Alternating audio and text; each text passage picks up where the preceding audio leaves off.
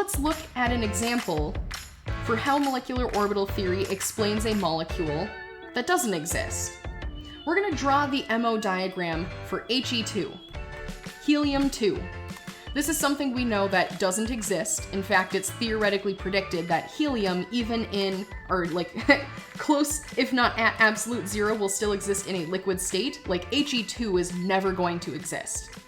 So let's calculate its bond order, let's look at the diagram and use it to explain why this is just so impossible. Does this molecule exist according to MO theory? Spoilers, it doesn't. So let's see why.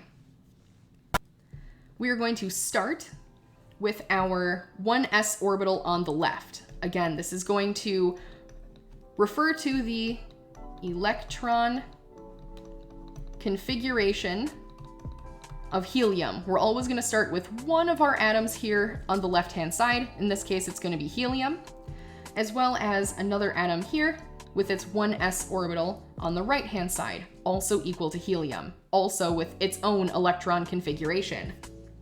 Now, each individual helium has an electron configuration of 1s2. So we're going to put those two electrons into the individual 1s orbitals. As we combine these 1s orbitals together, we're going to end up with one nice low energy sigma orbital with a 1s subscript, meaning that the orbital came from the combination of these two 1s atomic orbitals. And higher in energy, we are going to have the sigma star, the anti-bonding, the yang to the yin. And we're going to connect everything with dotted lines, which symbolizes where the molecular orbital itself came from. So in the center, we now have the MO diagram, the molecular orbital diagram, with this one really nice low-lying sigma 1s, and this one high-flying sigma star 1s.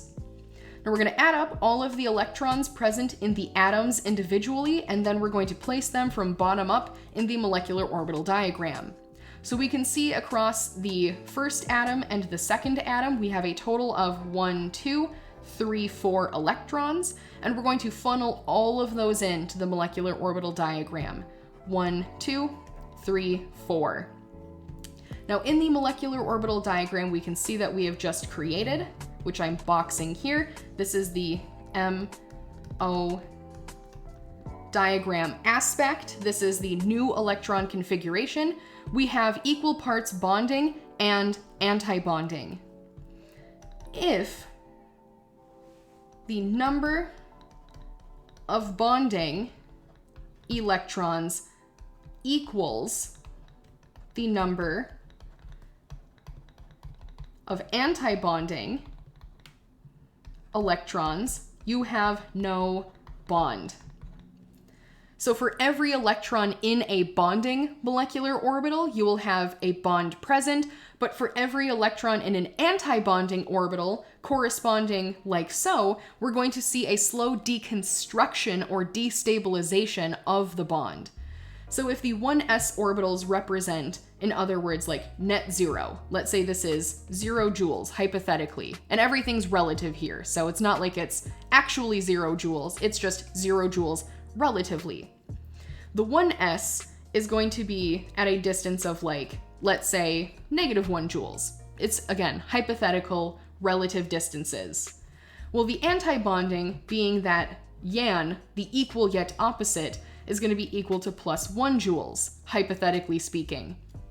Well, if you take -1 and add 1 to it, you end up back at 0. So what this means in terms of molecular orbital theory is that if you have equal parts bonding and anti-bonding, the atoms are actually more stable off on their own.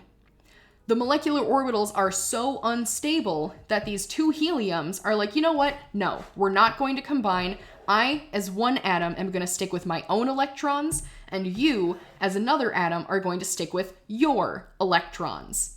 So this is how we can make sense of He2 being something that just doesn't exist according to MO theory. MO theory describes the molecular orbital that results from the combination of helium's 1s orbitals as being so unstable that the heliums are like, nope, peace out, I'm just going to hang up by myself. Atoms don't combine unless it's stable for them to do so. So if, in this case, we can see that there is a great instability, the atoms are just like, nope, no bond for me, thank you. I'll just be on my own. Be on my own merry way. Hi, yeah, this is also Dr. Billman in post. I can't believe I forgot to say this in the moment since we were just talking about bonding order. But also, if you look at helium's molecular, or He2's, molecular orbital diagram, you can see that there are 2 bonding electrons as well as 2 anti-bonding electrons. This means when you insert these values into the equation to calculate bonding order, you get 1/2 of 2 minus 2, which is equal to 0. What this means is that our bonding order is equal to 0, implying that there is no bond, right? There's not a first order bond, which is a single bond. There's not a second order bond, which is a double bond. It's a bonding order of 0, meaning that there is no bond.